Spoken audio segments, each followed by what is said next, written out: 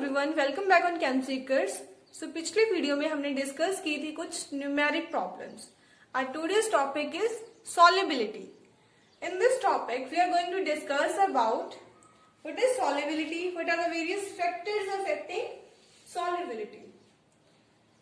Okay, so what is solubility?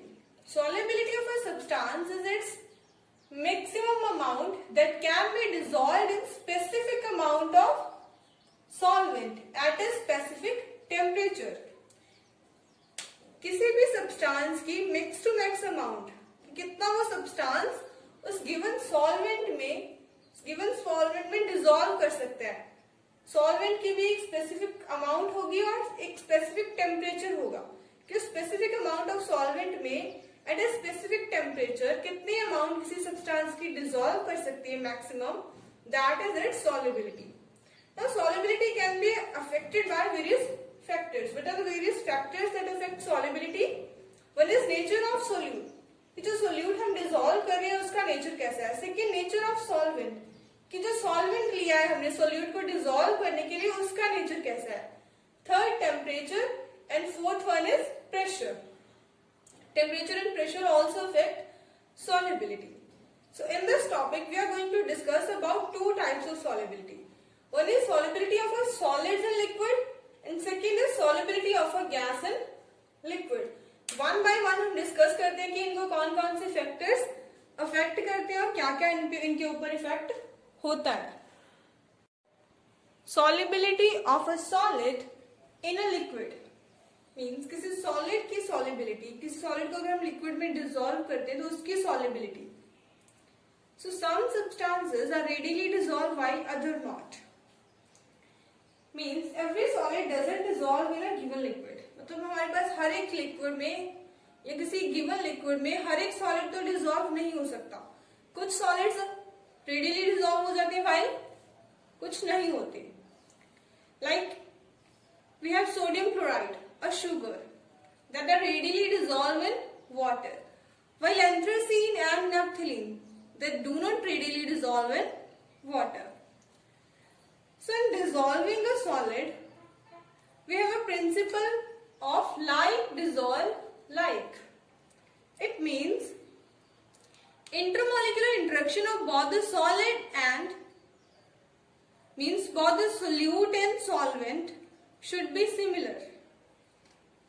Means कि जो solute है उसके पार्टिकल्स और जो सॉल्वेंट है उसके पार्टिकल्स दोनों की डायरेक्शन जो होती है वो मैच करनी चाहिए, तभी वो डिसॉल्व होंगे। लाइक डिसॉल्व लाइक के अंदर means polar solvent dissolve in polar solutes and non polar solute dissolve in non polar solvent. Polar और नॉन पोलर आपस में डिसॉल्व नहीं करेंगे। Dissolution, what is dissolution here? Some solute dissolve in liquid and its concentration increase in solution. अगर किसी solute के liquid में dissolve करने के बाद उसकी कंसंट्रेशन इंक्रीज हो रही है, मींस वो सोल्यूट उसमें डिसॉल्व हो रहा है, that process is known as dissolution. Crystallization, it is just opposite of dissolution.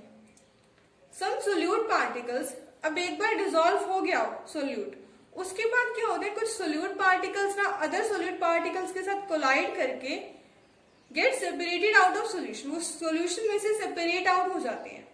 कई बार होता है कि हम सॉल्ट या शुगर डिसॉल्व कर रहे होते हैं, एक बार हमें लगता है कि वो डिसॉल्व हो गई, उसके बाद थोड़े टाइम उसको स्टिल रखने के बाद हम देखते हैं कि उसके बॉटम में कुछ कुछ पार्टिकल्स आ जाते हैं। वो किस वजह से आते हैं? वो क्रिस्टलाइजेशन की वजह से आते हैं।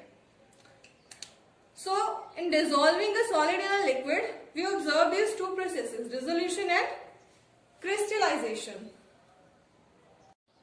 Equilibrium, the stage at which number of particles going into the solution will be equal to the number of particles separate out. Means dissolution और crystallization का process जब simultaneously होने लग जाए, so that point is equilibrium. Means जितने particle solute के dissolve हो रहे हैं उतने ही पार्टिकल्स इसके सोल्यूशन में से सेपरेट आउट हो रहे हैं। Solute plus solvent that forming solution and solution that were forming solute plus solvent at the same rate, at the same temperature and pressure. So such a solution in which no more solute can be dissolved. Equilibrium point के बाद हम उससे ज्यादा solute dissolve नहीं कर सकते उस solution में. So such a solution in which no more solute can be dissolved at the same temperature and pressure is called saturated solution. ऐसे solutions को हम क्या बोलते हैं? Saturated solutions, जिनमें और ज्यादा solute dissolve नहीं हो सकता. अगर आप हाफ ग्लास वाटर में शुगर डिसॉल्व करते हो, 1 spoon, 2 spoon, 3 spoon, up to 3 spoon, it will dissolve. If you add more sugar to it, it will stop dissolving. Means it is the point of saturation. At this point, solution became saturated. So this is saturated solution. Next is effect of temperature on the solubility of a solid in a liquid. Temperature का क्या effect होता है जब एक solid एक liquid में dissolve करता है? So being in equilibrium, solution must follow Le Chatelier's principle. एक सॉल्यूशन जब इक्विलिब्रियम में होता है तो वो ली-चाटलर प्रिंसिपल को फॉलो करता है. So what is Le Chatelier's principle? According to Le Chatelier's principle, if a solution in equilibrium is disturbed, so it opposes the disturbance. अगर इक्विलिब्रियम वाले सॉल्यूशन को हम डिस्टर्ब करेंगे, मींस उसके टेम्परेचर या प्रेशर को हम इंक्रीज करेंगे या डिक्रीज करेंगे, तो इसका इक्विलिब्रियम शिफ्ट होता है उसकी अपोजिट डायरेक्शन में. Next, if dissolution is endothermic. अब टेम्परेचर का इफेक्ट कैसे होगा? ये डिपेंड करता है कि वो सोल्यूट जब डिसॉल्व होता है उसमें से हीट रिलीज होती है या फिर उसको डिसॉल्व होने के लिए हीट एब्सॉर्ब करनी पड़ती है. So on the basis of this it is of two types. If dissolution is endothermic means delta H solution is greater than 0. मतलब सोल्यूट हीट को एब्सॉर्ब करके उसके बाद डिसॉल्व हो रहा है. इन दिस केस मीन्स उसको हीट चाहिए डिसॉल्व होने के लिए. In this case, solubility should increase with increase in temperature. This is clear? Next is if dissolution is exothermic. It means कोई solute dissolve होके heat को release कर रहा है. Heat is released by the system during dissolution. So in this case, solubility is decreases with increase in temperature. So two cases are possible in solubility of a solid in a liquid. Effect of pressure. So as we all know that solids and liquids, these are highly incompressible. हम इनको compress नहीं कर सकते. It means pressure do not have significant effect on their solubility. Means solubility of a solid in a liquid do not affect by change in pressure. So now we are going to discuss about solubility of gas in liquid. Means gases की solubility liquids के अंदर. As we know, many gases dissolve in water. Some dissolve to small extent while other dissolving in larger extents. So oxygen dissolve in water in small extent, while hydrogen chloride dissolve in water to larger extent, means highly soluble. Now gases, as we know, gases are highly compressible. Gases are highly compressible in nature. Due to this, thereby their solubility in liquids affected by change in pressure as well as temperature. So pressure पे कैसे depend करेगी? Solubility of a gas increase with increase in pressure. जितना हम pressure increase करेंगे उतनी ही gas की solubility liquid के अंदर increase होगी. So solubility of a gas in liquid. Gases की solubility liquids के अंदर. Firstly समझते हैं एक एक्सपेरिमेंट से. एक बीकर है, उसके अंदर यहाँ पे लिक्विड है, पिस्टन के ऊपर एक वेट रखा हुआ है। इस सिचुएशन में क्या है कि गैस और लिक्विड आपस में क्या है, इक्विलिब्रियम की स्टेट में है। मीन जितनी गैस इसमें डिसॉल्व होती है उतनी ही गैस रिलीज हो जाती है एट सेम टेम्परेचर। उसके बाद हमने क्या किया, हमने वेट को इंक्रीज किया। यहाँ पे एक ही वेट था, यहाँ पे 1 2 3 3 वेट है। वेट को इंक्रीज किया मीन्स हमने प्रेशर को इंक्रीज किया। So by increasing pressure what we find, gases are compressible. Gas क्या होगी, कंप्रेस होगी। कंप्रेस होने के बाद वो लिक्विड में डिसॉल्व करना स्टार्ट करेगी। सो इस प्रोसेस को सबसे पहले किसने एस्टैब्लिश किया था, Henry was the first to give a quantitative relation between pressure and solubility of a gas. That is known by Henry's law.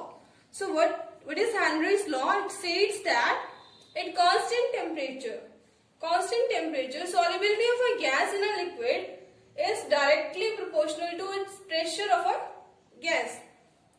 उन्होंने बोला कि given टेम्परेचर या फिर कांस्टेंट टेम्परेचर के ऊपर गैस की लिक्विड में सॉल्युबिलिटी किसके ऊपर डिपेंड करती है, इसके प्रेशर के ऊपर, कि गैस का प्रेशर कितना है उसकी डायरेक्टली प्रोपोर्शनल होती है।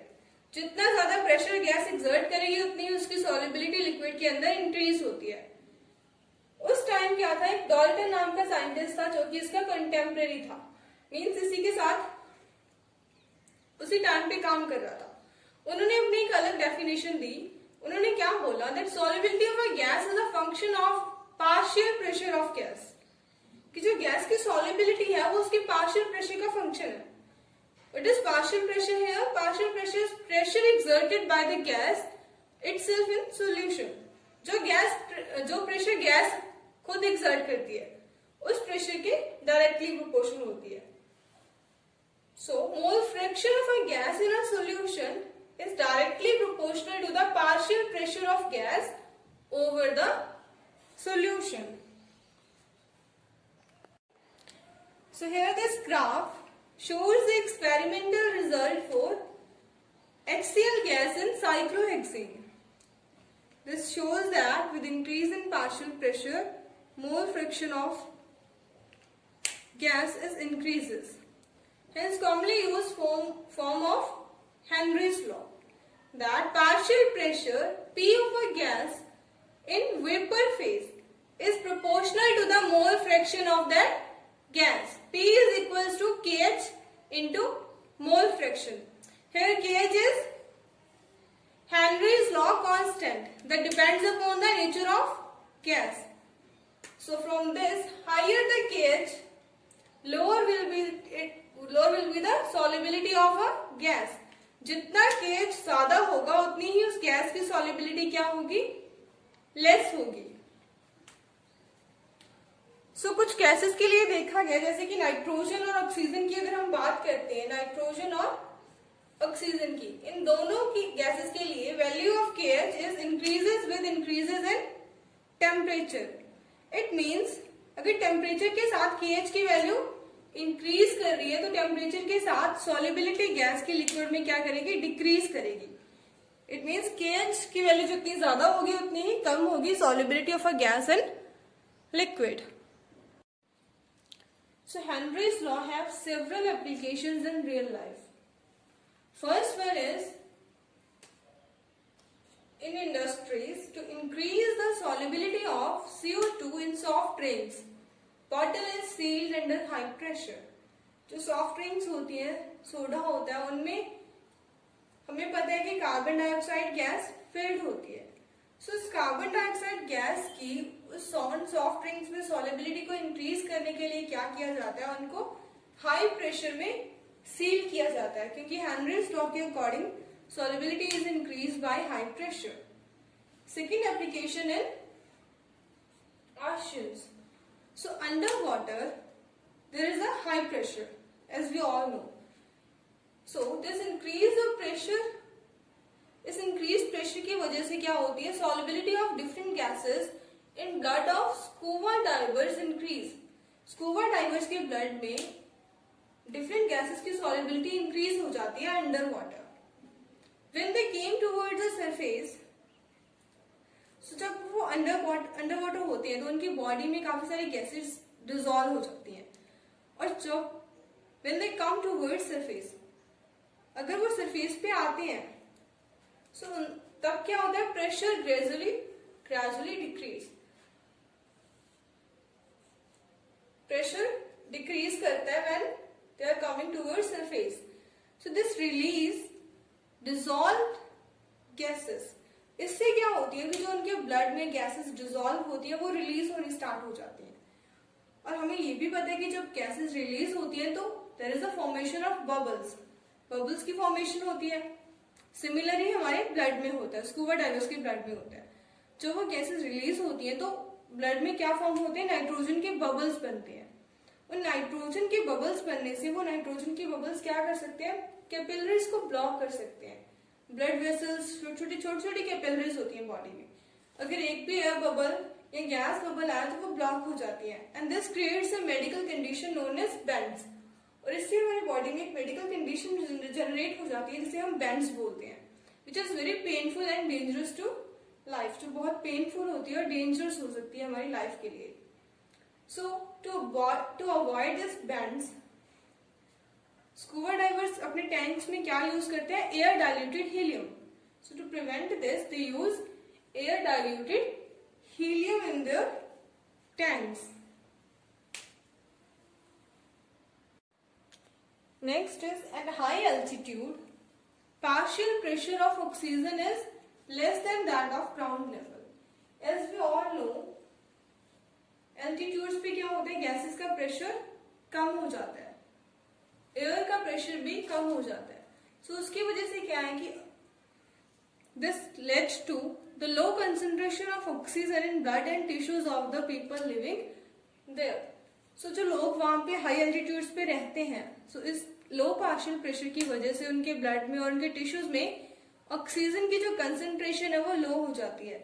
So due to this person become weak and unable to think clearly. और इस कंडीशन की वजह से जो पर्सन है वो वीक हो जाता है और अच्छे से सोचने और समझने की पावर उसमें कम हो जाती है। And this condition is known as anoxia, और इस कंडीशन का क्या नेम होता है, एनॉक्सिया।